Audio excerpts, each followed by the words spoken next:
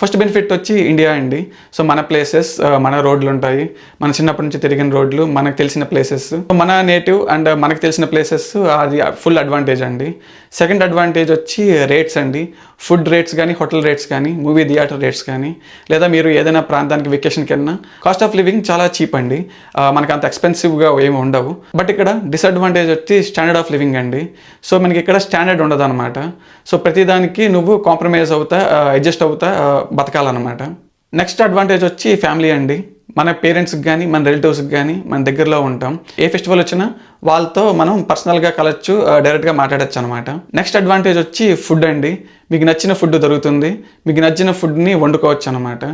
యూఎస్లో కూడా మనకి ఫుడ్కి ఆప్షన్స్ చాలా ఉంటాయండి. కానీ ఇక్కడ ప్రాబ్లం ఏంటంటే ఇక్కడ ఉండే ఇంగ్రీడియంట్స్ మనకి ఇండియాలో ఉండే టేస్ట్ రాదండి. ఆ మసాలాలు డిఫరెంట్గా ఉంటుంది, ఇక్కడ మసాలాస్ చాలా డిఫరెంట్గా ఉంటాయి.